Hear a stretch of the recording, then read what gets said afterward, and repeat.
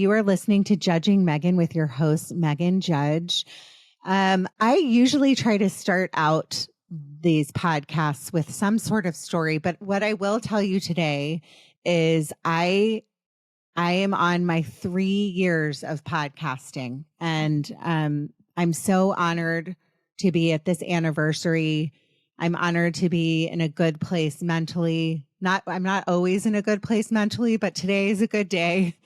And I'm just so grateful to all of you for your support and, your nice reviews. And I'm always honored when people reach out to me and try to tell me their own stories and try to connect people with different people to try and help them.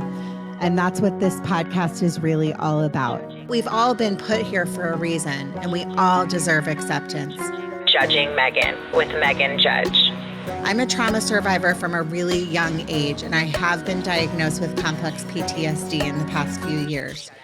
I've been surrounded by death and abuse much of my life. I've been dragged through the mud and have been to the point of not wanting to go on anymore. Through my interviews with other survivors, I've learned that there is a way out. From recovering to surviving and thriving, we all have the strength to come out the other side. You are listening to Judging Meghan. So today I'm really honored to introduce Angela Kennecke. She is an award-winning broadcast journalist, and she runs a charity in honor of her daughter, Emily's Hope. And I am incredibly honored to have you on the podcast today. Thank you so much for joining. Well, Meghan, thank you so much for having me, and congratulations on 3 years. That's a great milestone. I know. I'm really, when I started this, and I always feel like I should have gone into, I was a broadcast journalism minor in college, but I took the route of theater instead. So I started out after college going down that area. But I love having journalists on the podcast. I love the way that I can always tell who has a background in journalism. And I'm just really honored to have you on. And before we start, I kind of talked to you for a few minutes about what we're going to talk about today. In the US, we're in a major mental health crisis. We're also and I talk about this a lot, we're also in the center of a major drug epidemic. We have a homeless crisis. It just seems like every day it's just being piled on and piled on. I live in Los Angeles. I live right by the beach. I'm very lucky to live where I live. But, over the weekend, I witnessed just walking down the pier more homeless than I've ever seen. What are we doing to help these people? And it's just like rehousing people is not the answer. The root of all of this is education and getting to the root of the problem and talking to our kids. And so I'm just so honored that, I'm sorry that you're on here to talk about the loss of your daughter. But whenever I have somebody that comes on and they share their grief and they share what they've gone through in their own life and they try to use that horrible, horrible pain to help other people, I can never tell you how much that means to me personally and also to my listeners. So I just want to say that before we kind of go into your story. Well, thank you. And I think you're right. Mental health and substance use disorder are at the root. And it's kind of the chicken and the egg with those two issues. Did it start with a mental health issue and progress to substance use disorder? Or did it start with substance use disorder that caused the mental health issues? But that's at the root of the homelessness crisis that we're seeing in this country as well. Well, before we get into, I just kind of want to hear about your background for my audience and where Sure. you're from and a little bit about you. Well, I live in the Midwest. I live in what's known as a flyover state, South Dakota. But I've worked as a journalist, a broadcast journalist for 35 years. So I'm really kind of dating myself. You look too young for that, Angela. There's no way. Thank you. I'll take that. But I loved it and still love it. I'm always once a journalist, always a journalist, right? But I left my job, my full-time job after 35 years about a year ago to run my nonprofit, Emily's Hope, full time. I'm still using those skills. So I have my own podcast, Grieving Out Loud. I use it on that. And then I have a blog. and just the communication, social media. I still use all these skills, but I'm doing it to try to save lives and to try to prevent senseless deaths. And what we're seeing now with fentanyl in the nation's illicit drug supply are senseless deaths after senseless deaths. As you may know, 110,000 Americans died of what the CDC terms as overdose in 2022. About 80% of those deaths were from fentanyl. So we have a huge problem on our hands, and it's a very complicated problem. There are not, quick, easy, simple solutions. If there were, we all would have done it by now. But my family is a victim of this. My daughter was a victim of fentanyl poisoning. She didn't know that's what she was getting in the drug that she ingested. Well, one of the saddest things about it is that it doesn't seem to be a solution. I mean, I had a lady reach out to me over the weekend, and she said that her daughter had bought a joint of marijuana, and it was laced with fentanyl. And that's how she lost her 16-year-old. And I'm going to be honest, growing up as a teenager, like I smoked pot, like nobody told us that there were really any dangers because, my parents were of an age where they were all like, my mom was, and my mom and dad weren't, but it was like hippies and all of that stuff. Whereas now I'm terrified. I have a 13-year-old and a 9-year-old girl. And every day they go to school, I try to tell them, here's what you need to worry about today. And it's just so unfair that our kids, this is their reality, right? It is very unfair. And it's great that you're talking to your kids, that you have an open dialogue. That is really the start of prevention. Fentanyl is a game changer. So it used to be like when we were growing up, you could experiment with something, or even if you had an issue with a substance, it didn't mean it wasn't a death sentence, right? There was still going to be of course there were heroin overdoses, but they weren't as prevalent as what we're seeing now with fentanyl being laced in all illicit drugs. So you had a chance, right? You either had a chance to grow out of that experimental phase and move on, or you had a chance to get help. And I think what outrages me so much is that the number of young people dying from this, I look at the lost potential. Even and it's not just about my daughter. We use my daughter's story as a tool to raise awareness and to stop stigma, but it's not just about my daughter. It is about hundreds of thousands of young people who have died. I just think about all of the lost potential to the world. My daughter was an artist. She was all the things that we think we can do for our kids. I did. So she was an athlete. She was a gifted student in gifted programs, got great grades, and she was an artist. And I just think about what she could have done with her life, what could have resulted, what she could have contributed to the world. And that's just one life.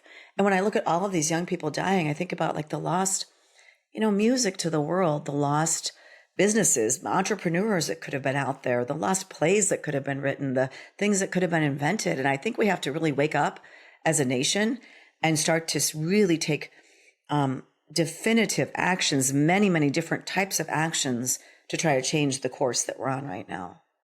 Well, if you don't mind sharing about Emily, are you okay with sharing the story of what happened to her? Yes, I share it all the time. And one of the reasons I say I can do that, Meghan, is because as a journalist, I was trained to share other people's horrors, right? So I would go cover things like the worst things that happened to people. And then I'd have to act like I wasn't a human being, right? Mm-hmm. And I'd have to go on the air and talk about it. Because people always ask me, like, how can you talk about Emily? And I've talked to like 15,000 high school students. And in fact, I spoke at the Dolby in LA to 5,000 high school students there as part of the DEA's Opioid Summit right before the pandemic. And I talk to kids, and I pretty raw when I tell Emily's story. And I credit the only reason I can do that and talk about it so much is because of all this training that I had, right? It's not that it doesn't affect me. Of course it does. I feel like after I talk about it, even after on this podcast, like I just have to like decompress for a little bit, right? I just feel tired. It takes something out of me, but I feel it's so important to share because if just one life is saved, then it will be worth it. Well, but yeah, I can talk about Emily. So what would you like to know? I say this a lot, that grief it's a club that nobody wants to be in, right? And especially losing a child. And on top of that, grief is a lifelong process. It just is. Yes. So some days I can share. I mean, I have my own stories that most of my audience knows about, but some days I'll share my story of losing my very best friend or my dad or my sister, and I'll be completely fine. And then other days I'll start crying, or it's just, this is your life. This was your child. This was your family. But I think that it's so important, and maybe I'm very spiritual. So maybe that training that you had for all those years talking about such horrific things, there's a reason why you had it. So you could move forward and be able to do what you're doing today, which is so important. And the world needs it right now. Yeah, maybe you're right. I don't know, but I do know that I can talk about it. I'm able to do it. So I do it. Right. And I just always say, like with grief, yeah, it's in our society, we want people to just get over it. Right. We give them 3 days off of work. I got a little more time off of work than that. But, basically you get 3 days off of work and you're expected to move on and act like nothing happened to you and everything's okay. And that will never be the case, especially if you've lost a child. I can't think of anything else that's worse than that, actually. I mean, a loss is loss, right? But losing a child, I always say we're part of a club that we didn't want to join and we can never leave. We're stuck in this club. But when the work I'm doing through the charity, I have found for me, and I don't think everybody who's lost a child or who's lost someone needs to start a charity or a podcast or whatever. But for me, it's a way to channel my grief, and also helping others helps me. Right. And it makes, like, my daughter's death was senseless. Like, she had a problem. We knew there was something wrong. And with addiction or substance use disorder, it's a tricky thing. Right. So people hide and they deny. And we were 3 days away from holding an intervention. She was 21 and she used heroin laced with fentanyl. She didn't know it was laced with fentanyl. And she died. And I always think it's just ridiculous because she should be alive and we should have been able to help her. So I'm taking something that feels so senseless, like there was no sense in it, right? And I'm trying to create meaning out of it by helping others. Well, that's the best thing you can do, and the only thing you can really do. I mean, honestly, what are the alternatives? You have a life to live. She needs you to share her story, and it's so important. The world really, really needs you, and they really, really need her story. And parents like me, or the schools, or all the people that you affect by telling this story, we all really need it. So that in her memory, you're doing this really to help others. And again, at the end of every podcast, I say, be happy by making other people happy. And it is a selfish thing for me because it makes me feel better. It makes us feel better to be able to share and help other people. So going back a little bit, when did she start to have a problem? Was this something, just for parents, especially mothers of daughters, was this an ongoing issue from the time she was in high school? How did it start? Yeah. So Emily is my oldest of 4 children. I have to say I was grossly unprepared for the teenage years with her. Now, none of my other kids acted like this either. So all my children, in fact, my youngest is a senior in college now. So I've been through that time with all of my kids, and everyone was different and not all of them were easy. But Emily was my oldest. And so I never experienced, and I never after that did experience the kind of rebellion I experienced with her. Mm-hmm. Her dad and I were divorced, and she is the oldest. My kids were really little, and their father suffers from substance use disorder. So you have the hereditary aspect of this too. And she really started just putting me through hell at about the age 15 to 16 in there. And I took, I'm a journalist, right? So I know how to research stuff. And I took a course on oppositional defiant kids because she had been just an amazing kid up to that point. Like, we were so close. I always called her my Velcro kid. She was extremely attached to me. And I just thought she was the most amazing kid I've ever met in my life. Of course, I think all my children are amazing, but it was my firstborn. And this rebellion started in high school. And then she ended up having a boyfriend at age 16 who was a year older than her, who was a drug dealer. And I was unable to disentangle her from that relationship. In fact, she was in that relationship until 3 weeks before she died. So it had been quite an uphill battle. And I had learned during this time that every time I approached her with anger, I just drove her further away from me. So I had learned to approach her from a point of love and compassion. And we were actually really close the last few years before she died. I mean, we had lunch together several times a week. She wasn't living in my house when she died. But she knew my stance, and she knew I didn't want her using substances. I didn't know about the heroin. I knew about marijuana, and I knew about Xanax. And at one point, she told me she'd gotten off Xanax, and I'd offer her help over and over again. And there aren't a lot of clear, easy pathways for people who love someone who's suffering from substance use disorder if they're not willing to go in for help, or once they're an adult. I always say when parents have someone under their roof who they know is using substances, who's under 18, get them the help they need immediately. And I had tried, we had gone to lots of different counselors. I had invoked the law. I mean, it was a, I don't know. I just felt like I went to hell and back with her really in her teenage years. And I just didn't know what to do. It's so hard. It's like, how do you help someone? And then I thought about sending her to a treatment center out of state, but then I heard horror stories about that. You know, she got kicked out of counselors that I'd taken her to. Everyone told me she was going to be okay because she came from a good family and she was going to straighten out and everything was going to be okay. Everybody, judges told me that, principals told me that, everybody told me that, but nobody was factoring in fentanyl, into all of that. And I wasn't even. I was doing stories about the opioid crisis as a journalist. On the day she died, I did a story about Good Samaritan laws and overdoses. So it wasn't like I was naive, but I just never thought, I thought it was marijuana and Xanax, And I didn't want to think that about my child, right? And she didn't want me to know because she was ashamed about heroin. So I don't know. I think heroin is, to me, it was such like a thing like, oh my God, like I just can't imagine doing that. But I think it's much more commonplace today than many of us know. How long ago did this happen? So she died at age 21, 5 years ago, just a little more than 5 years ago now. So this started when she was 15. The trouble started at 15. Was this the very beginning stages of like when fentanyl became prevalent in the US?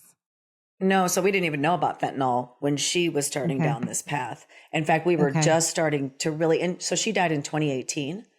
And I think many people didn't even know about fentanyl in 2018, but we were starting to talk about it and it was starting to, people were becoming more aware.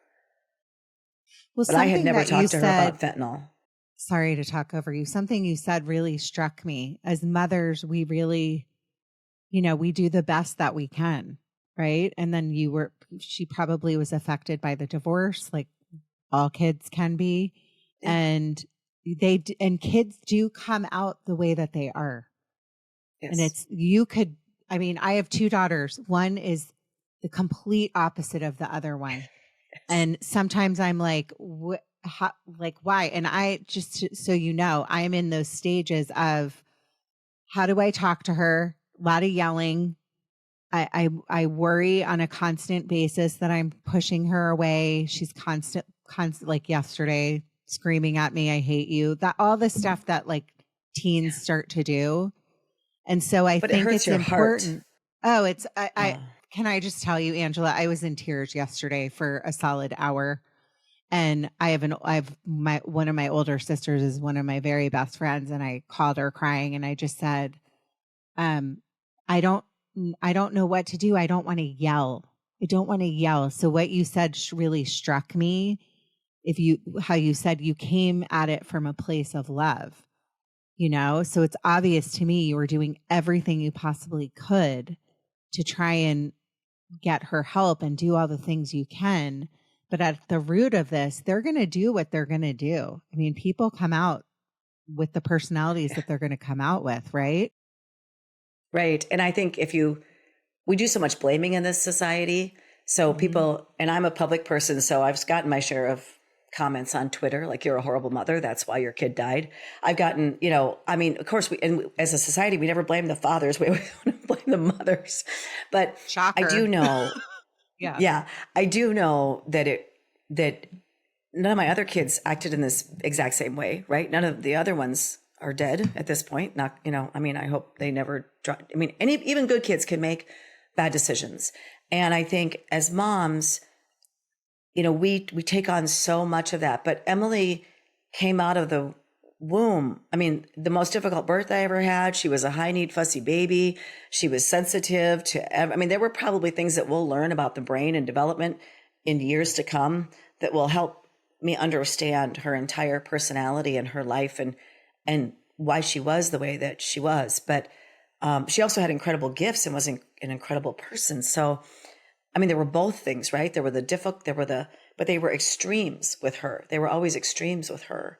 And I think you're right. Every kid is so different. And I mean, my heart was broken by my oldest child long before she died. I mean, I remember feeling like I lost my daughter before I lost her because she would manipulate things in the divorce and go to her dad's, you know, and, oh, my mother's so horrible. I mean, those kinds of things made it very difficult to parent her as well. So, and it's just, you know, I look back and I did the best I could with what I knew at the time. I don't have guilt because I know I was always, even when I had to do hard things, like I called the police on her thinking I could scare her, right? Into straightening up because that's what we were taught like growing up. Right. But that was so hard. I hated doing that. But then, you know, I look back and I have some compassion for myself because I know how hard it was to do some of the things I did and to try. I mean, I was just always fighting for her. And I still really am fighting for her, even in her death, you know? Well, you sure really are. am. And also addicts, like there will be, I mean, there's already studies going on, but Yeah. with AI and all the things that are coming out, we're going to get to the bottom of why some people have this addiction piece and it's hereditary. And so when people kind of first of all, I wish I could get my hands around the neck of that Twitter user and these trolls that hide behind keyboard because it's already hard enough. Like, I don't understand why people have to be so incredibly cruel. Right. But I think at some point we will find out why people are prone to certain things, whether it be like something in their brain that just makes them an addict. She had a father that was an addict. So chances are if you have one parent that's an addict, you're going to probably have one kid that tends to go that direction. But the thing that you said too about women and blaming ourselves, it's a common theme that I get constantly on the podcast is we live in this society of Instagram and we have to look a certain way. It's like the Barbie movie, which I've been quoting a lot lately. We have to. I love the Barbie movie. I loved it. I saw it twice. We have to look a certain way. We can't be too fat. We can't be too thin. We have to be a great mom. We have to be involved. We have to take them to sports. I joke all the time that I'm an Uber driver part-time, but I don't get paid, you know? I mean, it's all of those things. And then throw in the piece of it where you have a child that has an addiction problem. And it's a huge, huge issue for a lot of people in our country, in the world. And people just don't talk about it because it's one of those taboo things where we can't just go out on Instagram and be like, hey, my child is using heroin. What do I do? Instead, we're going to put a filtered picture up of ourselves, right? Right. I mean, I even remember when Emily was a teenager, she had an ankle bracelet on because, as I said, I had invoked the law. I mean, it was just, those were some of these like last resort things that I was trying to do. And we had a family picture taken and I kind of had the ankle bracelet airbrushed out of it. Right. So, I mean, it was a beautiful family picture. She was beautiful. It was a beautiful picture. Nobody would have known she was wearing an ankle bracelet. That's what I was dealing with. And I was doing a lot of hiding of what I was dealing with because I was such a public person. And I remember just like being in court with her and thinking, oh God, everybody in this courtroom recognizes me. But all the parents had the same look on their face, right? That of like, I can't believe this is where I am with my child. I don't know how I got here. But yeah, I mean, it's just, and she's never in trouble as an adult either. I think might have been beneficial if she had been in trouble as an adult, to alert us more of what was actually going on. I don't know. So the day that you found out obviously was the worst day of your life. Hmm. How did you find out that she had passed, or how did that happen? So we were supposed to, well, it was a beautiful day. It was in May, and I live in a climate where it's not always beautiful, like Los Angeles. And Mm. um, she and I would always go hiking together out at this nature area near us. And she had a dog. She was training for a marathon. There were a lot of inconsistencies in Emily's life, things that didn't add up, reasons why you wouldn't necessarily know everything that she was doing. But I had texted her, and she always answered my text right away because she knew I worried about her. And she didn't answer. And then I called her, and she didn't answer. And I thought, okay, that's weird, but I'm not going to be this naggy mom who keeps. And so I had gone home and had dinner with my family. She wasn't living with me. She was living in an apartment. And I got a call that evening to come, that there was an emergency, to come to her apartment. When I got there, there were EMTs working on her, but they gave her 2 doses of Narcan. I was there. It was very traumatic. I talk about it when I speak to students. I go right back to that day and I go into details. It's hard for me, but I feel like they really need to hear that, the reality of it, the reality of dealing with a child's death. And so I was there. I stayed with her for hours after her death. Even the crime lab came in, and I had to go out, and I went back in, and I saw her being zipped up into a body bag. It was awful. And I have a lot of, flashbacks to that day. So, but there was nothing. She was alone in her room, and she had used alone in her room with the door locked. So there was nothing anybody could have done to save her, other than if we would have done the intervention earlier. We were just planning it out so carefully. We were working with the interventionist. We were all writing our talks that day that she died. And like I said, we were set to meet with her and try to convince her. I had a bed for her in a treatment center. But, we didn't get that chance. So I knew in my instincts, everything in my instincts told me we had to act. So we were doing that. I just didn't realize, how. Really, I didn't realize how time was of the essence, how it should have been like two days earlier, right? But you just are doing the best you can with what you know. Which must have been so painful to know that if it was just 2 days later, that would be such a hard thing to deal with. It is, but even if we would have gotten her into that treatment center, even if we would have, held that intervention and she would have willingly gone to the treatment center and we would have gotten her treatment, even if all that would have happened, she still could have died of fentanyl poisoning a week later, a month later, 6 months later, 2 years later. The truth is, when someone is suffering from substance use disorder, relapse is a big part of it. And, she could have also done beautifully, but, we just don't know.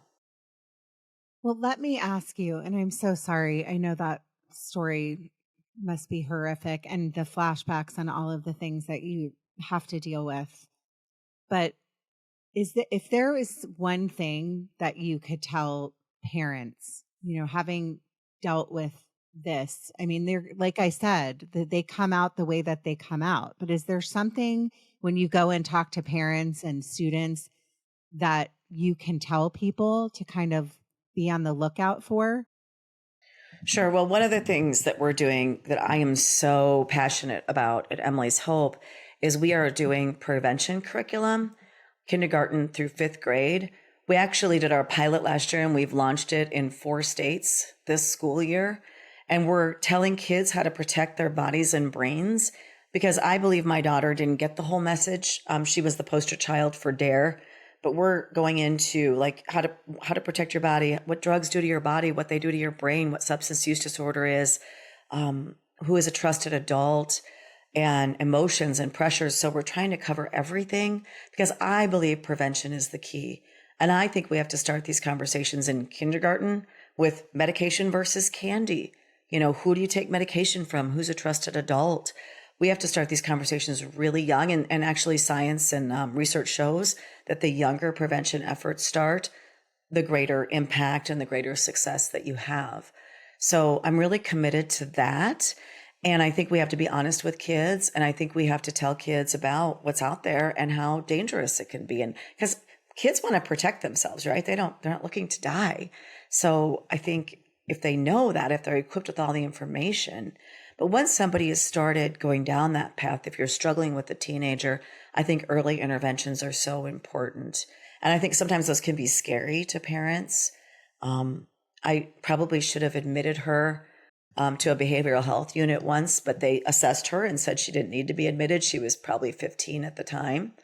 Those kinds of things. I just think you trust your gut and act immediately. I think you just have to act as quickly as you can if you know something isn't right. So like follow your instincts, especially as women and mothers, we have these things. And sometimes I don't listen. Yes. And it's come back to bite me. I think it's so important that you start talking to your kids. It's a really good point when they're young, because the problem is we put our heads in the sand and we think, oh, it's the same thing as with body, like protecting your body and sexual predators. We really need to talk to our kids really young about this stuff because the statistics are so high with that too. When you talk to parents, and there's sadly such a huge population of parents that have been through a similar situation to you, is there something that gives you solace in that, like that community? Is there, because I now have done multiple episodes on this. And like I said, I wanted to introduce you to my friend Michelle, but for her story, her son was targeted on Snapchat. So this is a huge problem, obviously, that young kids are addicted to their phones and addicted to social media. He went to buy a Xanax. It was laced with fentanyl. Right. Kids are really comfortable taking pills, right? We're in a society where there's a pill for everything. So it's no surprise that dealers are targeting kids in this way. I've talked to many parents on my podcast as well who've had the same thing happen. Their child bought one pill on Snapchat. They found them most of the time dead in their own homes and like in their rooms. They're teenagers, it's scary. So I think we do have to hold these social media companies accountable. I know there are some lawsuits out there. I've talked to some parents who are suing Snapchat. We have to have better protections in place for our children so that can happen. But it really starts with the education of letting kids know. These kids think they're real pills, right? They think they're taking someone's prescription pill. And they aren't. They're fake. So I think we have to start with the education with our kids as soon as possible, letting them know you don't take anything from anybody because it can be deadly. That's the truth. That's what it comes down to. And what was the aftermath for you of that grief? Like, what was it like knowing that you had to pick yourself up? And I really want my listeners to hear this, because somebody has been affected by this crisis, or somebody, God forbid, will be affected by this. The statistics of this, it increases on every year. Hopefully we can get a system in place. I know in LA, they have been able to move forward in the public schools with Narcan on campus. Mm-hmm. But this is a law that not every state has. I'm assuming you're very big behind that law. Can you talk about that before answering my other question? Sorry about that.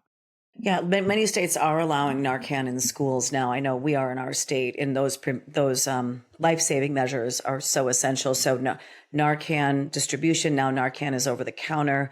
We're working to start to distribute that for free, because even it's $50, right, for 2 doses. Mm-hmm.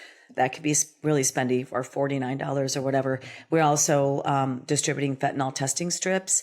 There's some controversy around that, but we just say, hey, we're not encouraging people to use drugs. We just want to keep them alive. We don't want them to die. So we know people are going to use drugs, and we want to keep them alive until they're ready to get help, or until we can get them help. So those tools are also essential life-saving tools that we have. But what is scary about the drug supply is, you have xylazine out there. You have other analogs of opioids that are coming out. That what is xylazine? Narcan does. Xylazine. It's a horse tranquilizer that's being laced in many of these illicit drugs now. And Narcan doesn't work on it. So that's why I always say, like, we have to prevent this problem before people even start, because the drug dealers are just always one step ahead of the nefarious people. And people always ask me too, like, well, why do they want to kill their customers? What is this all about? What I've been told by the DEA is that they're not really seeking to kill their customers, although they don't care if some people die. They're seeking to get their customers very addicted fast so that they keep coming back for more and they can earn more money. So I don't know. Sometimes it just seems to me like this horrible, evil plot to kill all of our young people in the United States. But I don't know. It's a tough issue. But are you involved with the laws in place about stopping sorry, not the Narcan, but the fentanyl coming into the States and how it's happening? I am not personally involved in those laws, but a lot of people will say, just shut down the border. And that sounds really simple and easy. Unfortunately, these illicit drugs, these deadly drugs are coming in through ports of call. They're coming in on ships. They're coming in on planes. And once they get to this country, about 85% are being dealt by American citizens. So you've got Americans selling to other Americans, right? So we have to stop that part of it. And also, I've talked to some people in the National Office of Drug Control Policy that are traveling to places like China and India and Mexico, because the raw ingredients come from China and India. And then they usually go to Mexico where it's manufactured. And I've talked to them, and they've talked a lot about what a big business this is and how these people who are running these large cartels and these, that they have accountants, they have lawyers. It's a huge, like, multi-billion-dollar business. And so we really have to cut off all their ways of conducting this business as well. We have to get to the accountants and the lawyers and all the people they surround themselves with. So it's really a complex problem. And I'm so sad because so many more people will die before we even can figure out how to stop it, right? Do you foresee it getting worse because you just brought up that new drug, or do you foresee it easing up over, like, that's what I question. And it's terrifying. Well, it is terrifying. I think the key, I should say, lies in prevention. And I think the deaths have maybe been a little bit flat so far this year. That's a good sign. If we can have, not have more people die and then eventually start to see deaths go down because Narcan's more readily available, fentanyl testing strips are more readily available, prevention efforts are more aggressive, then I think we will start to turn the tide. But I don't think, and there's a law enforcement piece to this too, but you just can't arrest your way out of it. I think that's the main takeaway when it comes to law enforcement. It takes so much more than that. I think too, there's people that are not reporting that it was a fentanyl overdose. I think there's a lot of like people that bury it, just like suicide. People, somebody will post something like they lost their child, but nobody ever knows why. It's a similar thing. There's that people don't want those judgments cast on them, right. Whereas, like, let's be real, because we have a crisis in our country, a major, major, major crisis with drugs, addiction, obviously I said, and mental health and suicide. I mean, these things all go hand in hand, and homelessness. So there's got to be some solutions. And it seems like when I hear that it's like not as high as the previous year was, well, that's great news. But is that the truth is my question, I don't know. And I agree with you. Yeah. I mean, a lot of people do hide it. They don't want to talk about it. And that's one of the reasons why I've been so vocal. I want to set an example. I always say it's going to take a bunch of angry moms. And of course, there are dads out there and other people that are, other relatives that are acting on behalf of their loved one they've lost or because they've lost someone in this way. I would say it's going to take a bunch of angry moms to turn this around. If you go back to the AIDS crisis, I always liken it to that too. And you could say the same with suicide. There was so much shame and stigma around people dying of AIDS. People were writing fake obituaries. Nobody was talking about it. Well, it took a bunch of angry moms, going to Washington. You remember the AIDS quilts and all these things. And now it's not a death sentence. Now, there have been enough funds put into it to come up with medications. And there are some promising medications for substance use disorder on the horizon. And we have some medications that are disposable right now to treat opioid use disorder, but there's still a stigma around it. Not every doctor wants to prescribe them. So, I think we just have a ways to, the stigma is what holds us back. It holds us back in making true progress. I think that 100%. And by the way, I'll be an angry mom with you because I love that. I would love to be involved however I can in this cause because I think it's so important. And I think, again, like I talked about in the beginning, if you're listening to this, because sometimes you probably get this too with your podcast. I have a lot of people that go, "Oh, Meghan, I love what you do. I think it's so great, but I just can't listen to it. It's too upsetting. It's too upsetting to listen to I don't want to listen to your podcast because I don't want to hear about loss and grief and all of this stuff." And the more that we normalize talking about this stuff, at some point in your life, you will be affected by grief. You will be affected by addiction. You will be affected by all of these things. Not everybody will, but everybody will be affected by grief at some point in their life. So why not talk about it? Because the more, like I say this all the time, it's like a fire starting. You're building that fire and rubbing the two sticks together, and then it kind of spreads. And this is a thing that could be positive and really save lives and change lives and, really help people in general that somebody like you that needs to talk about the loss of their daughter, Emily. And she had a name and she was a human being. And it's not like, a lot of times we see on social media, oh, so another person died. I see it on a weekly basis now. So-and-so died, this person on a soap, or somebody died because they took their own life to suicide. And then the next day we forget about that person because there's somebody else. If we would just talk about these things like we're talking about today and like at least be open to hearing about it, the world would be a much better place and we would not be in the situations that we're in. So, that's right. And I don't want other parents to feel alone in the stigma and the shame of this. I feel really strongly about that. And I know sometimes people get tired of hearing me talk about it, right? It's kind of consumed my life now, right? So I know people get tired of it. I don't really care. I'm going to keep talking about it because if, one other mother or father or brother or sister or whomever hears me and knows they're not alone and knows that this is, you need a community, you need to, there's nobody that can quite understand what it's like to lose a child other than another parent who's lost a child, right? And so we need each other for these things. And if some people don't want to listen, you're right. Eventually they're going to get whacked over the head by grief or loss or something like that. And then they're going to go, oh, yeah, this is what it was about. I don't want that for them, but it's going to happen. I mean, we don't get out of jail card free in this life. We say when it comes to suffering. It's the human experience. It's not like we're all going to live these lives where you're never going to go through pain and hurt, so it's really important to be honest and talk about these things.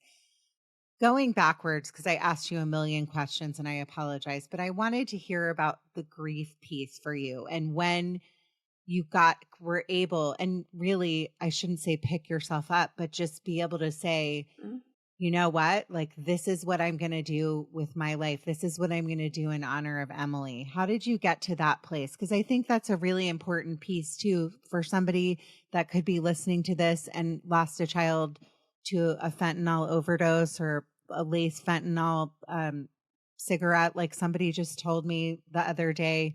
So how did you get kind of to that place? Of course, I was completely devastated. I always say you had to pick me up off the floor, after my daughter's death. And I had really never suffered from anxiety, but I had horrible anxiety. There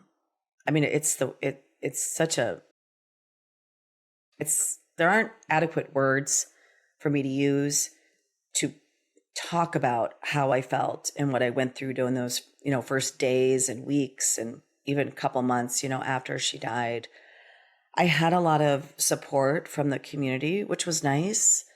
I had a lot of people over at my house, and a lot of people came to the funeral and all of those things. I remember thinking, like, this isn't the way our lives were supposed to turn out. This isn't right. But there's no undoing it. You know what I mean? Like, this is reality. You can't undo it. And I think that's what just kept hitting me over and over again. And then just the fact that she was gone was just, she's not supposed to be gone. You know, that's my kid and one of my greatest loves. And I struggled, and I didn't know, I was working on television. I didn't know if I'd be able to go back and work on television. You know, it terrified me to even think about doing that. But I realized, you know, that I had to go back to work. This is what I did. That was my job. I still had 3 other kids. I needed health insurance. I was going to put them through college, you know, that kind of stuff. And then it just dawned on me that I had asked so many parents over the years to talk to me after the loss of a child, after horrible things had happened. Lots of people, right? So, like, how could I be this hypocrite and not talk about it? And so I just decided that I was going to tell her story. And I had the platform to do it, which launched the charity, you know. And so I guess I was just in a position where I just realized that I never felt like I really had a choice. You know, to me, the idea of not talking about it never even occurred to me, or just pretending like it didn't happen, and I actually had a coworker who lost a child in a similar way, who never talked about it. And to this day, like, people don't know. So that is a choice that you could make. But to me, it wasn't even on the table. So I can't explain exactly why that was. But as I've told you, I'm glad I did it, because I think it has given my life so much purpose, and my pain a lot of purpose too. How are your other children able to deal with this? Because sibling loss is, especially this way, is really horrifically hard, and you carry it in your lives always. And they were so young, you know, 17 and 16, and they do carry it, and it has been hard. I think they were really worried about me at first. You know, they were really worried about me. In fact, my daughter thought she couldn't even go away to college very far, and she did end up going about 4.5 hours away to a different city. I said, no, you can go to college. But I think the charity, this has been the most miraculous thing for me to see, is how much the charity has helped them process it, has helped them have less shame and stigma. My son was so ashamed of the way his sister died, because he would never do such a thing, you know? And so, but now he volunteers at all the events. He helps with some of the marketing of the charity. My daughter is an artist, and she's done some of the children's materials for our education curriculum. And my other son helps at all of the events, and is, you know, has a sticker and a t-shirt, and is very vocal about it. So the charity has brought us all on board for the same thing, and has really helped us all, I think, process our grief and unite together to just make sure this doesn't happen to other people, even though it continues to happen to other people. We all really are committed to the charity, but they've all dealt with it in their own ways, and there certainly will be dealing with it for a lifetime. I'm not naive. In fact, we were just thinking about doing a podcast together about how death affects siblings and how siblings cope. So I just have to get them all in the same room at the same time. I think that's an amazing idea, because people really need to hear that. I have one of my best friends just lost her husband suddenly. And you would think, you know, I don't know how you are, but with me, I never know the right thing to say. And I have a podcast about grief and loss, and I have gone through it so much in my life. And yet in a selfish way, I don't want to be taken back, but it's the reality that you have to, like, go at it head on and be there for people. People really, really need to have love and be surrounded by love, especially kids. You know, it's not Right. to just bury grief and not talk about it. And to no fault of my mom, but I lost my sister as a little girl, and I wasn't talking about it until I was a teenager. And So I think it's really important that your kids are involved in there. I love that your other daughter, I think you said, is an artist too, just like Emily. Yes. Yeah, Yeah. that's Different really mediums, special. but yeah. Yeah, Yeah. that's very special. For my listeners, if there's a way for them to get involved in your charity or reach out to you, can you share that with them? Sure. So our website is emily'shope.charity.